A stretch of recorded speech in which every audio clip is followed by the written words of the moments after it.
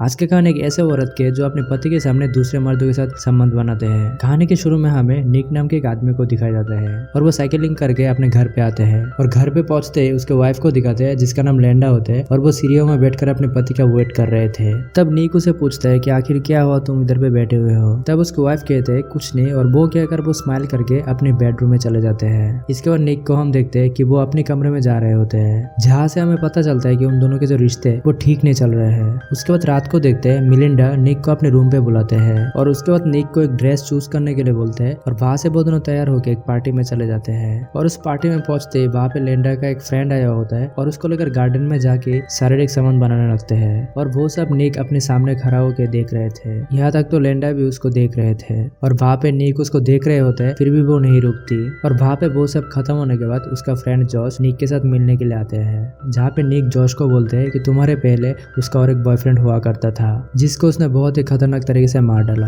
और वो सुन के जॉश बहुत ही डर जाते हैं और बिना कुछ कहे पार्टी से चले जाते हैं। और जॉश को जाने के बाद निक को लिंडा पूछते हैं कि आखिर तुमने उसे क्या कहा जिसकी वजह से वो पार्टी छोड़कर भाग गए हैं। लेकिन वहाँ पे निक उसे कुछ नहीं बोलते और वहाँ से अपने घर पे चले आते हैं। और घर पे आने के बाद लिंडा निक को अपने कपड़े उतारने के लिए बोलते हैं और वहाँ पे लिंडा को ऐसे हालात में देखकर निक का अंदर का जो जबानी है वो झाँकने लगते हैं। तभी वो कुछ करते इसके पहले लिंडा उसको जाने के लिए बोलता है और उसके अगली सुबह लिंडा को पता चल जाता है कि आखिर जॉश को निक ने क्या कहा था जिसकी वजह से वो पार्टी छोड़कर भाग निकले थे।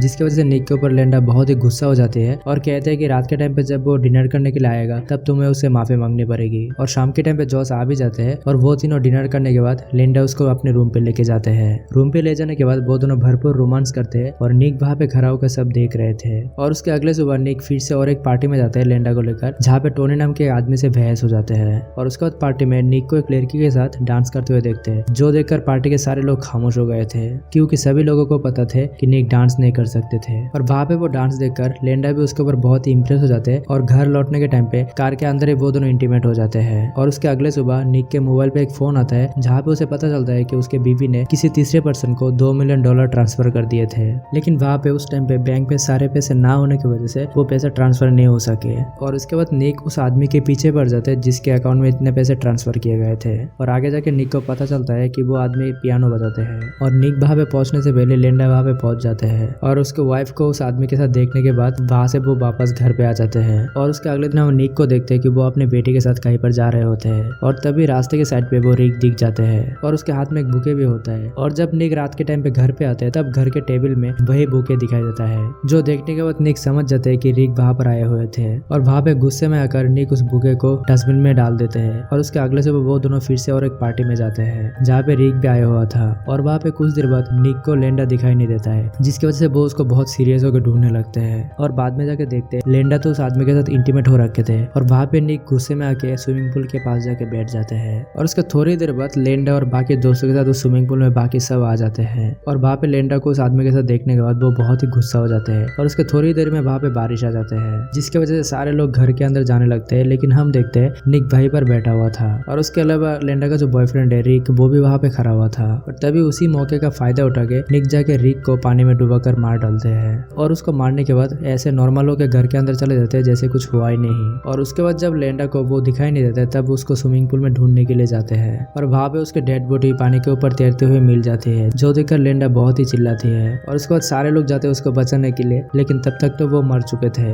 और उसके थोड़ी देर बाद वहाँ पे पुलिस आते हैं और सबसे पूछताछ करते हैं। और तब लिंडा बहुत ही गुस्से में आ जाता है और वो चिल्ला के बोलने लगता है कि उसे मेरे पति ने मारा है। लेकिन वहाँ पे कोई सबूत ना मिलने की वजह से उसको कुछ नहीं करते और पुलिस वहाँ से चले जाते हैं। और उसके नेक्स्ट डे जब निक साइकिलिंग करने के लिए चले जाते हैं तब उसको रियलाइज होता है कि उसके पीछे कोई फॉलो कर रहा है। और उसके कुछ दिन बाद वो काम से जा रहे थे तब उसको वही कार मिलते हैं जो हमेशा उसके पीछे फॉलो करते हैं। और निक उस बात को ज्यादा ध्यान ना देते हुए एक होटल के अंदर जाते हैं। तब वहाँ पे जाके पता चलता है कि वो कार उसके वाइफ का एक फ्रेंड का है। और वहाँ पे कुछ बातें करते करते उस आदमी के बारे में पूछने लगते हैं, जहाँ से निक को पता चल जाता है कि वो एक जासूस है जिसको टोनी ने उसके पीछे लगा दिया है। और उसके नेक्स्ट डे निक टोनी के घर पे जाते हैं और उसको वाइफ को कहते हैं कि तुम्हारे पति ने मेरे पीछे एक जासूस लगा दिए है। और वो जानने के बाद टोनी का जो वाइफ है वो उसके पति पर बहुत चिल्लाते हैं। और उसके थोड़ी देर बाद लिंडा फिर से और एक आदमी के साथ मिलते हैं जिसका नाम नेसल है। और रात के टाइम पे फिर से उस नए बॉयफ्रेंड को अपने घर पे डिनर के लिए बुलाते हैं, जहाँ पे वो निक से भी मिलवाते हैं। और डिनर खत्म होने के बाद फिर से वो अपने बॉयफ्रेंड को लेकर अपने बेडरूम में चले जाते हैं, जहाँ पे वो बाकी टाइम की तरह रोमांस करना शुरू कर देते हैं। और वहाँ पे भी निक उसको देख रहे होते हैं, जहाँ पे निक को उस बात पर बहुत ही गुस्सा आ रहा था और उसके अगले दिन निक उसके घर के पास चले जाते हैं जो लेंडा ने नया नया बॉयफ्रेंड बनाए थे। और वो जब घर से निकलते तब उसे निक दिखाई देता है, जहाँ पे निक उसे कहता है कि चलो मैं तुमको घर तक ड्रॉप कर देता हूँ। और घर पे ले जाने के बहाना देकर उसको जंगल पे लेके जाते हैं और वहाँ पे जाके उसको मार देते हैं और उसके बॉडी के ऊपर पत्थर के पानी में डुबा देता है। और वहाँ पे वो सब करने के बाद वो फिर से नॉर्मल होकर घर पे चले जाते हैं। और घर पे जाते ही उसका वाइफ यानी लेंडा उसको साथ में बाहर घूमने जाने के लिए बोलता है, जहाँ पे निक भी मान जाते हैं। और घूमने के लिए लेंडा वही जगह पे जाते हैं जहाँ पे नेसल को वो मार दिए थे। और वहाँ पे जाके निक को उसका एक हाथ बाहर तैरता हुआ दिखाई देता है, लेकिन वहाँ पे वो कुछ भी नहीं कर सकते थे। उसके बाद वो फिर से घर पे चले आते हैं और उसके तुरंत ही अगले दिन फिर से वहाँ पे जाते हैं और उसका जो बॉडी है उसको ठिकाना लगाने के लिए कोशिश करते हैं। लेकिन तब तक वहाँ पे टोनी आ जाते हैं और उसको आंखों के सामने सब कुछ देख लेते हैं, जिसके बाद टोनी के पीछे वो लग जाते हैं। लेकिन टोनी वहाँ पे ऐसे तैसे करके जान बचा के भागने लगते हैं, जहाँ पे निक भी बहुत तेजी से उसके पीछे आते हैं और उसका पीछा करने लगते हैं। और वहाँ पे टोनी का जो कार है उसका स्पीड ज्यादा होने की वजह से उसका बैलेंस बिगड़ जाते हैं और वहाँ पे टोनी का एक्सीडेंट हो जाते हैं। और वहाँ पे टोनी का कार डायरेक्टली खाई में जाके गिरते हैं, जहाँ पे टोनी का भी स्पॉट डेड हो जाते हैं। उसके बाद लेंडा को देखते हैं जो निक का सामान चेक कर रहे होते हैं। तभी वहाँ पे नेसल का पार्ट्स देखते हैं और वो देखकर लेंडा समझ जाते हैं कि निक ने उसको मार दिया है। और वहाँ से लेंडा समझ जाते हैं कि आज तक उसके जितने भी बॉयफ्रेंड हुए हैं सभी को निक ने मार दिया है। और जहाँ पे निक के ऊपर परेशान होकर वो हमेशा के लिए उससे दूर जाने के लिए प्लान करते हैं। लेकिन लेंडा का जो बेटी है वो कहीं नहीं जाना चाहती थी और वो अपनी डैड के साथ रहना चाहती थी। और वहाँ पे फिर से हम देखते हैं निक साइकिलिंग करके घर पे आया होता है और लेंडा वहाँ पे मूवी का स्टार्टिंग का जो सीन है उसकी तरफ फेस करके सीढ़ी में बैठा हुआ रहती है। और उसी सीन को दिखाते हुए कहानी का ही पर एंड हो जाते हैं।